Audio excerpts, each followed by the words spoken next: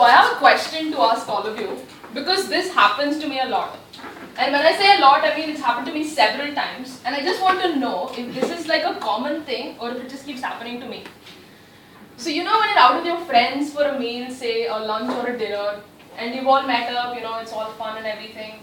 And then the bill arrives, and then you pay. So when you pay, you assume that they're going to return the money, right? But some of them just conveniently forget to return the money. So has this ever happened to any of you? Yes. We must go for dinner together. Now I'm not going to immediately pounce on them for money. You know, I wait a few days, hopefully they'll remember, they'll pay back. But after about a week, the conversation goes like this. Hey, remember last night we went out for lunch? Sorry, wait, last Saturday we went out for lunch. Like, oh yeah, that was really great, it was. Yeah, it was, but listen, you're yet to pay the amount, you know. Like, oh, really? And this is where they feign surprise, huh? It's totally like, yeah, but like, oh, really? Like, yeah, you have to pay. And then they'll be like, yeah, I'll pay. And so you wait. And then about a month later, your mother accuses you of not being smart enough to get the money back. And so you go and you ask, and somehow the person again smoothly just, you know, slips away from the responsibility.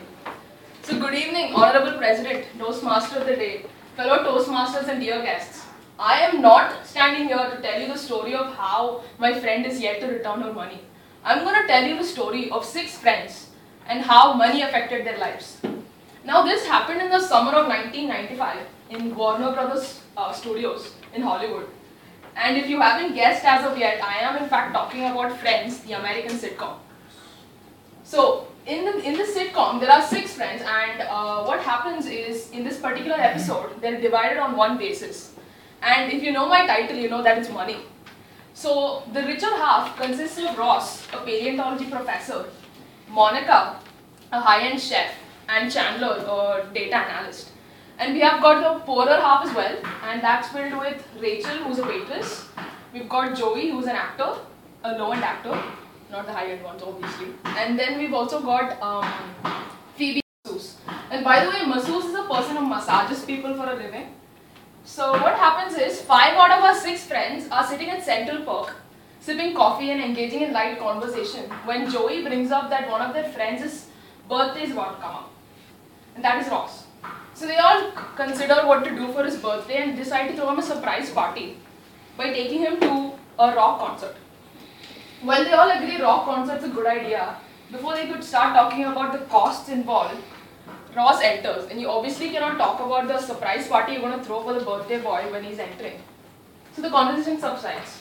And then about a week later, Chandler says that he has in fact purchased the tickets and that the rest of them should pay the amount. Now when they find out how much the amount is that they have to pay, the friends react differently. While the richer friends are happy to pay, it's not much of a big deal, you know. The poorer friends have a problem. So have any of you been to a rock concert yet? Yes. Yes. Yeah. So basically you'll have an idea of how expensive the tickets are, especially the Hollywood ones. And this one's a hootie and a blowfish. You guys know? Yes. Yes. So those tickets are really expensive, and these friends, they joke about maybe selling a kidney or skipping a few meals to be able to afford these tickets. And while they're joking around these topics, that's when they realize that money has been a problem in their group for a while.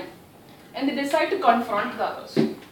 Now the confrontation conversation, as you can imagine, is very awkward, as always is. Money amongst friends is an awkward topic. And while initially it's filled with silences, soon they reach a point where they start questioning who works harder and who deserves to be rich. And before you know it, all hell breaks loose. And while they're all fighting and, you know, in the midst of cat fighting and all this hair pulling and everything, Monica gets a call. Apparently, she's been so busy, you know, organizing this surprise party, she's missed out on an important meeting. Now this meeting as a head chef was really important to her because it determined who their next restaurant was and everything. And their entire company was really disappointed that she couldn't make it. And that is when the boss calls her and tells her that she's been fired.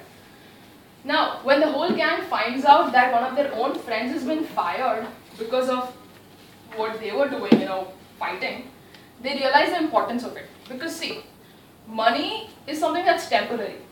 It's not something that's going to last long, and that has caused a problem. And that's when they realize that, on the other hand, friendship is something that lasts, correct? Friendship is something that's going to help you through these times. And they realize that they should probably mend their relationship at this point. And they all realize that Monica really needs them right now. The person who just lost the job really needs their friends right now. And they decide to bury the hatchet and get over the situation. And before you know it, all of our friends are back together. We're sitting in Central Park, sipping coffee and engaging in light conversation.